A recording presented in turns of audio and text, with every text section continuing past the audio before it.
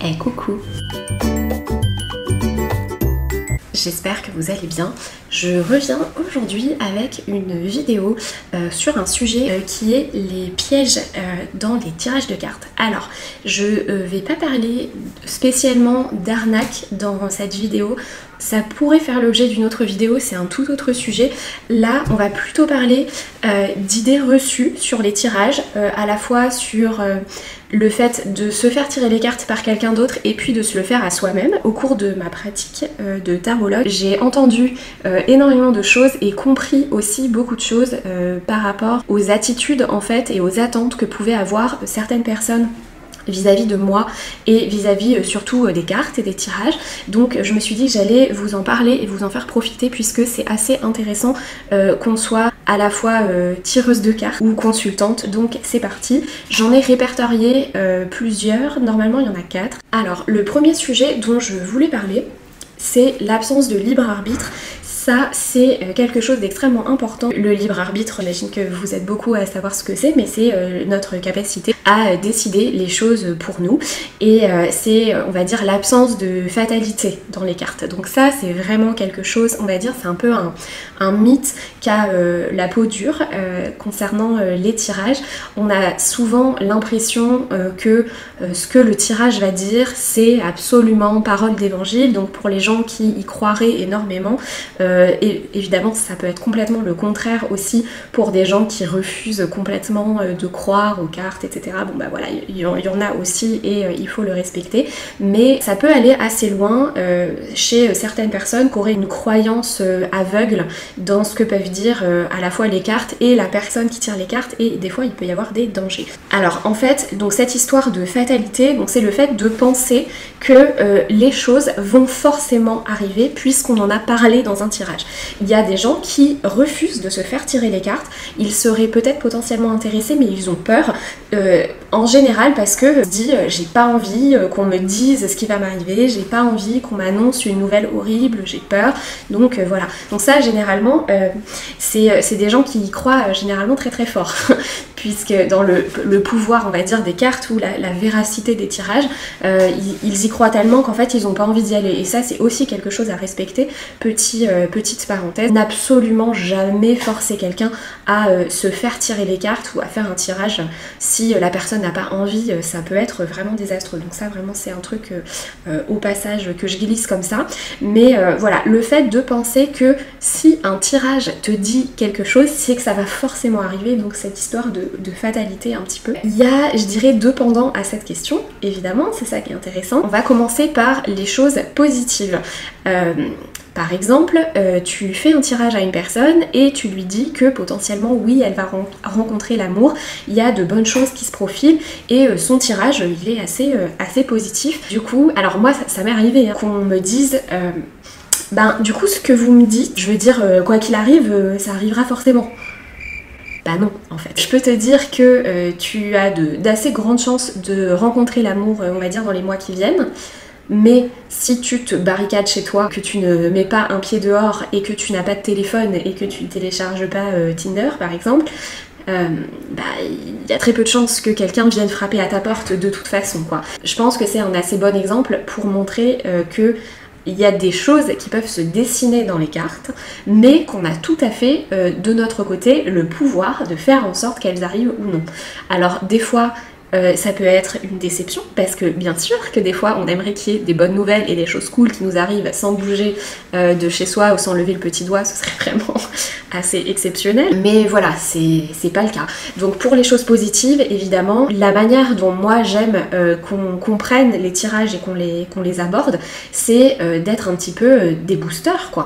Voilà, le fait de se dire, oui, si tu...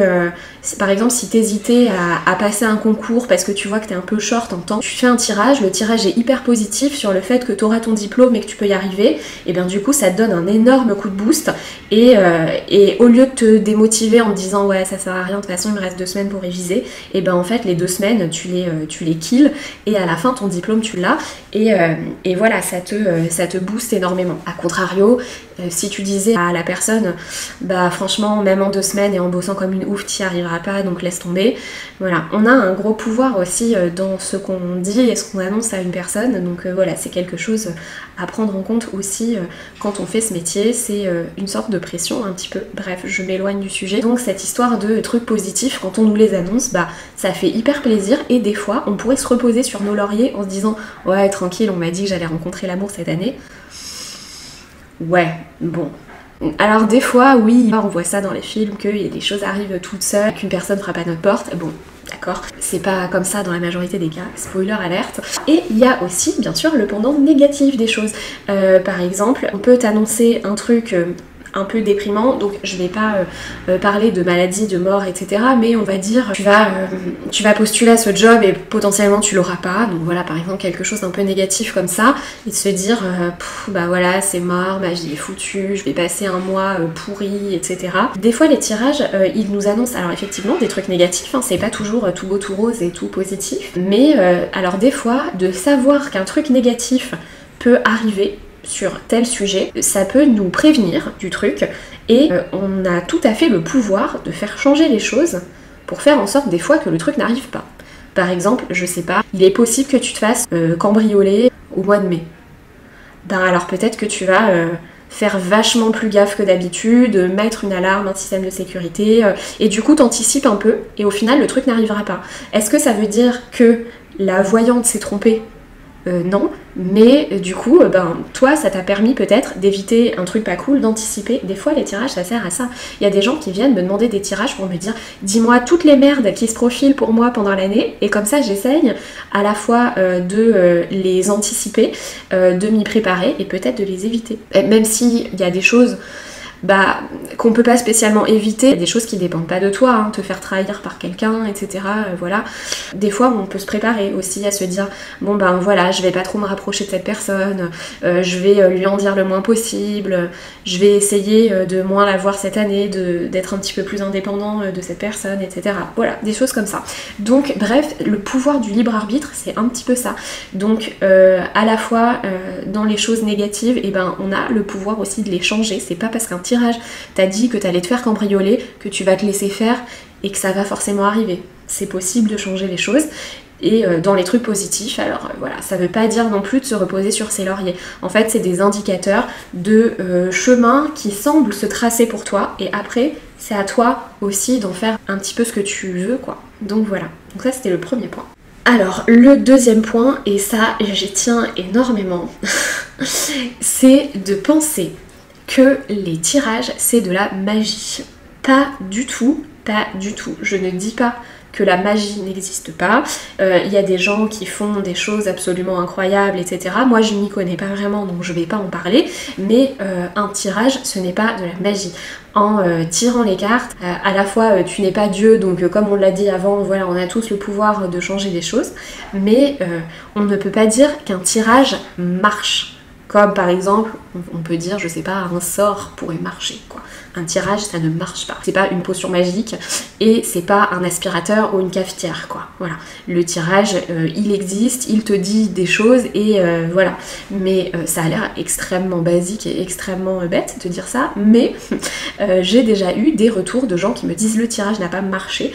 Et là, j'avoue que ce jour-là, j'étais restée un peu comme deux ronds de flanc en me disant « Ah !» il n'a pas marché, c'est-à-dire, alors en l'occurrence c'était une personne, je crois que je l'ai déjà raconté dans une précédente vidéo d'ailleurs, une personne qui m'avait dit est-ce que je vais aller boire un verre avec machin, et j'avais dit oui, et la personne était revenue quelques jours après pour me dire le tirage n'a pas marché, machin a une copine. Donc là, ça soulevait évidemment plusieurs problèmes. Le problème que la question, c'était absolument pas ça. Tu peux aller boire un verre avec machin même s'il a une copine, par exemple. C'est quelque chose qui est possible. Donc voilà, alors là, c'est encore un autre sujet et peut-être que ça pourra faire l'objet d'une autre vidéo, l'art de poser la bonne question pour un tirage. Ça, c'est quelque chose aussi de fondamental. Mais voilà, là, pour l'instant, je vais en rester sur le fait de le tirage n'a pas marché. C'est pas parce que on annonce une bonne nouvelle, par exemple, que c'est grâce à nous. Et là aussi, je tiens vraiment à m'enlever des crédits qu'on peut des fois m'attribuer sur merci, si j'ai eu mon permis, c'est grâce à toi. Non, peut-être que le tirage t'a un petit peu boosté dans le fait, par exemple, de persévérer et d'obtenir ton permis. Déjà, félicite-toi toi-même d'avoir posé cette question aux cartes. Généralement, quand on fait la démarche de se faire tirer les cartes, d'aller poser une question, surtout de raconter un petit peu sa vie et son contexte autour, de mettre des mots sur ses craintes, sur ses envies, etc., ça participe beaucoup au fait d'avancer et de potentiellement réussir. Donc s'il y avait, on va dire, un responsable pour le bon déroulé des choses, on va dire, c'est plus le consultant qui fait la démarche de s'exprimer et d'oser aller poser une question, plus que la personne qui tire les cartes. La personne qui tire les cartes, après, voilà, elle peut plus ou moins percevoir bien les choses, bien s'exprimer, encourager la personne en face. J'ai un petit peu digressé, mais un tirage ne marche pas, c'est pas un aspirateur et c'est pas parce qu'une voyante te dit que tu vas être en couple avec Michael que c'est grâce à elle si t'es en couple avec Michael et que si jamais Michael ne veut pas de toi, c'est de sa faute. Parce que son sort n'a pas bien marché, quoi. C'est pas ça. Donc ça a l'air un petit peu bête et un petit peu bateau, mais c'est un vrai truc. J'ai eu récemment aussi une conversation avec une personne qui m'a acheté un tirage. Si jamais tu regardes cette vidéo, je te remercie de t'être exprimé comme ça parce que c'est toi qui m'as donné l'impulsion et l'idée de faire cette vidéo. C'était une personne qui, pendant un petit tirage, je crois, du jeudi en story, donc une carte, un tirage gratuit, m'avait demandé si elle allait conserver son travail ou quelque chose comme ça. Et c'était un petit peu bizarre parce que j'avais pas répondu à un truc extrêmement franc. J'avais mis « je serais étonnée que ce ne soit pas le cas ». Parce qu'ils ont l'air extrêmement satisfaits de toi, c'était quelque chose comme ça. Mais ça s'annonçait bien, en gros, ça s'annonçait bien. Mais j'avais mis « je serais étonnée que ce ne soit pas le cas ». Et effectivement, alors du coup, cette personne est revenue me donner des nouvelles, d'ailleurs j'adore quand vous faites ça, et m'écrire pour me dire que malheureusement, elle n'avait pas pu conserver son job et que c'était vraiment à contre-cœur qu'on ne l'avait pas gardé puisque en fait effectivement ils étaient très contents d'elle et de son travail mais que malheureusement niveau budget c'était un peu la cata pour eux et qu'ils pouvaient pas garder une personne de plus quoi. Mais c'était pas vraiment, enfin c'était pas à cause d'elle parce qu'elle ils en étaient contents quoi. Donc j'avais mis je serais étonnée que ce ne soit pas le cas parce qu'ils sont contents de toi, donc effectivement ils étaient contents et effectivement j'ai été étonnée et elle aussi, du coup j'en étais vraiment super désolée pour elle et du coup elle m'avait demandé quel était mon taux de réussite.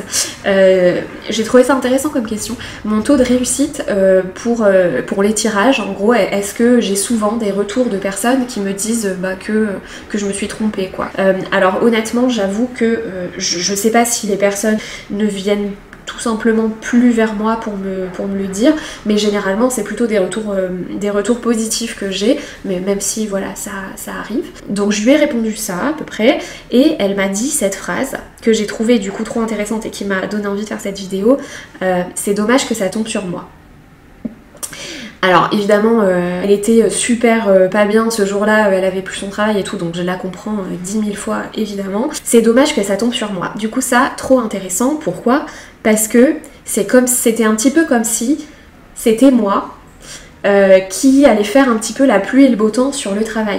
Alors là effectivement je m'étais, on va dire grosso modo, même si ma formulation elle était un peu ni oui ni non, on va dire que je me suis trompée sur ce tirage là. Si je m'étais pas trompée et que je lui avais dit pour des raisons budgétaires tu ne seras pas gardée. Voilà, j'aurais dit ça, donc ça aurait été vraiment juste. Elle aurait quand même pas été contente, en réalité, elle aurait quand même pas eu son travail. Alors effectivement, peut-être que elle aurait pu anticiper un petit peu la déception, ça lui aurait évité 10 jours d'espoir de rester. Voilà, mais en réalité, j'ai pas de chance que ce soit tombé sur moi, la fois où tu t'es trompée, si tu ne te trompes pas souvent, en réalité finalement ça aurait rien changé quoi. Je trouvais ça très intéressant en fait comme histoire et comme manière de percevoir les choses. La personne qui tire les cartes, c'est ni sa faute si le résultat est négatif entre guillemets et ni grâce à elle si vous réussissez. Ça c'est aussi quelque chose de très important à prendre en compte. Il était un peu long ce point en fait, je pensais que ça allait être très rapide, mais voilà, du coup j'espère que ça vous a... parlé et ouvert des perspectives sur cette problématique. Le troisième point, et j'en ai déjà parlé sur Instagram, c'est l'addiction au tirage, évidemment. Je pense que ça pourrait aussi nécessiter une vidéo à part entière, notamment sur le chapitre des arnaques, dont je ne vais pas vraiment traiter ici, mais c'est un des pièges aussi, et il faut y faire gaffe, qu'on soit consultant, donc qu'on aille se faire tirer les cartes avec quelqu'un, ou qu'on se tire les cartes à soi-même, puisque on peut être dépendant, auto-dépendant soi-même des tirages qu'on se fait. Je connais des gens qui se font des tirages pour un oui, pour un non, absolument tous les jours, et c'est quelque chose que je déconseille. Et généralement, quand on est au début super passionné par le tarot, qu'on se prend passion pour les cartes et qu'on est en train d'apprendre, évidemment l'apprentissage des cartes et du fait de les tirer, c'est quelque chose d'assez long, et il y a beaucoup de pratique en fait et de répétition à faire, et généralement c'est ça qui peut entraîner au début des espèces d'addiction. Donc voilà, à faire un petit peu, à surveiller on va dire, à faire un petit peu attention. En fait tout simplement la dépendance c'est toxique et on peut vraiment être dépendant aux cartes. Si on l'est pour nous-mêmes, on va dire que c'est juste une dépendance vraiment pas cool, mais si on l'est en tant que consultant et qu'on paye des tirages, ça peut nous amener vraiment à la ruine. C'est horrible et ça arrive à vraiment beaucoup de gens, donc faites bien attention à ça. Pour moi, les tirages peuvent être une canne, des fois une béquille, un bâton de marche, une personne qui te pousse derrière comme ça pour que tu fasses des pas en plus et pour que tu avances. Je les vois un petit peu comme ça, les tirages. En aucun cas, un tirage ne doit être un fauteuil roulant ou un déambulateur par exemple. Poser plein de fois la même question aux cartes, ça c'est jamais quelque chose qui pourra vous aider parce que vous aurez très certainement pas les mêmes résultats et là ça devient très très confusant et du coup vous vous en sortez pas et vous en demandez encore plus et en fait c'est une boucle infinie et vous avez les idées beaucoup plus embrouillées qu'autre chose, donc autant ne rien faire. Comment choisir une bonne cartomancienne ou un bon cartomancien, ça aussi ça peut faire l'objet d'une vidéo. Vous me direz pour tous ces sujets d'ailleurs que je lance un petit peu comme ça en commentaire si c'est des choses qui vous intéressent pour plus tard, mais alors éthiquement parlant, donc les gens qui me suivent déjà sur Instagram le savent, j'ai instauré pour moi-même, une limite de 3 mois minimum entre chaque tirage, surtout si c'est sur le même sujet ou la même question. Une personne qui revient toutes les 2 semaines pour savoir si elle va se remettre en couple avec machin, ça c'est pas possible parce que la personne elle peut pas avancer et malheureusement en général quand on est dans ces cas là c'est qu'il y a un truc plus profond et en fait c'est pas les cartes qui peuvent le régler et du coup voilà, on n'est pas des professionnels de santé quand on tire les cartes. C'est très toxique à la fois pour la personne qui pose les questions et le professionnel qui tire les cartes quoi. Et enfin, le 4e point qui va être cette fois dédié aux personnes qui se tirent les cartes à elles-mêmes. C'est quelque chose que j'ai beaucoup observé en enseignant le tarot et en faisant des ateliers. Alors c'est le fait de survoler trop vite un tirage. Très souvent, quand c'est des cartes surtout qui nous parlent pas trop, qui sont peut-être pas très très positives, en général c'est assez ça, on me dit... franchement ce tirage je l'ai pas compris, ça je vois pas ce que ça fait là, je vois pas du tout ce que ça veut dire, est-ce que je peux le refaire? Ça c'est des fois un truc qu'on me dit. Alors j'en avais parlé dans la vidéo une carte de tarot a changé ma vie, je le redis un petit peu aussi ici, lorsqu'on bloque sur une carte, qu'on se dit mais rien à voir, elle n'a rien à faire ici cette carte, je vois pas, je la comprends pas du tout, en général c'est la carte la plus intéressante du tirage. Parfois c'est le tirage entier, on se dit je comprends pas ce que ça veut dire, mais en général cette conclusion elle arrive au bout de 10 secondes à regarder les cartes. Je ne rigole pas, je le vois en vrai avec les ateliers etc. C'est très très souvent le cas, allez on va dire 30 secondes grand max. Je pense que ça vient aussi un petit peu du fait de quand on se fait tirer les cartes, on est généralement face à une personne qui est professionnelle, dont c'est le métier et qui fait ça généralement depuis des années et surtout qui le fait à longueur de journée. Donc forcément c'est une personne qui va avoir des réflexes, être assez à l'aise avec le sujet, voir les choses assez vite et te sortir des trucs comme ça assez rapidement quoi. Sauf que quand on est en apprentissage ou qu'on n'est pas spécialement à faire des tirages tous les jours et que c'est pas notre métier, c'est normal. que les trucs ne nous sautent pas aux yeux comme ça, parce que c'est aussi une question d'entraînement, etc. Et je rajoute que c'est toujours beaucoup plus compliqué de se tirer les cartes à soi-même que de tirer les cartes à une autre personne. Donc quand vous voyez une voyante, une cartomancienne, vous tirez les cartes et immédiatement comme ça vous dire des trucs assez vite, c'est un peu le mythe aussi ça, hein, la cartomancienne qui limite sans regarder les cartes va aller sortir comme ça et te dire plein de trucs. C'est vrai, hein, ça existe, il y a des gens qui font ça. On est en général un peu baba comme ça devant, on se dit waouh, elle est trop forte et moi je suis trop nulle parce que quand je regarde mes cartes j'arrive pas à voir des choses vite et des fois pas du tout et c'est pas du tout évident. Et en fait voilà, donc de toute façon on est dans une société de la rapidité, de l'immédiateté, de tout, mais vraiment quand vous faites un tirage pour vous-même, passez au moins, mais le grand minimum, 5 minutes. Mettez un timer sur votre téléphone et restez 5 minutes dessus à regarder vos cartes. Alors je dis 5 minutes pour un petit tirage, hein, un tirage de 3 à 5 cartes, 5 minutes, ça me paraît honnête, mais si vous êtes en train de vous faire un grand tirage à 9 ou 12 cartes, 5 minutes c'est pas suffisant. Ne pas survoler, mettez un timer sur votre téléphone, restez à les fixer et à essayer de comprendre et à noter des choses, même si au début c'est des choses qui peuvent vous sembler un peu pourries, vous allez voir que mentalement les choses elles vont commencer à marcher et à faire un petit peu sens pour vous.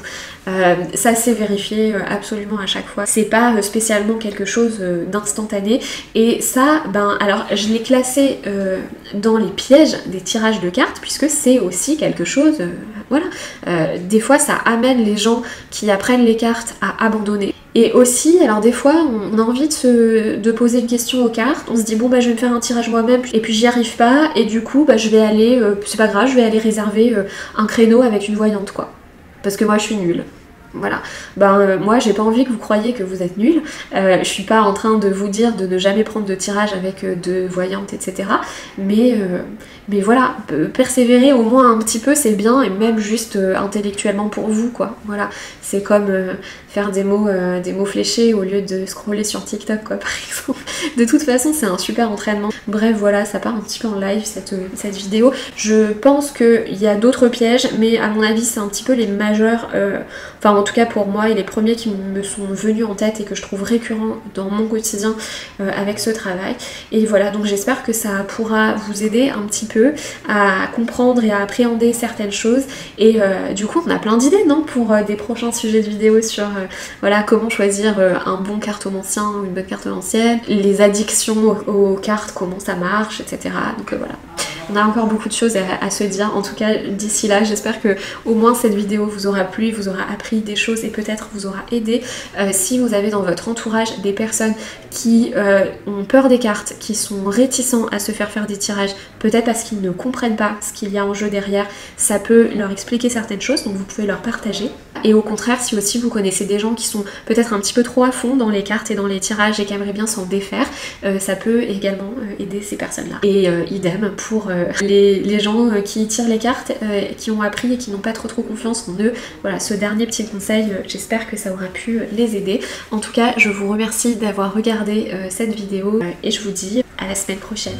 Bisous!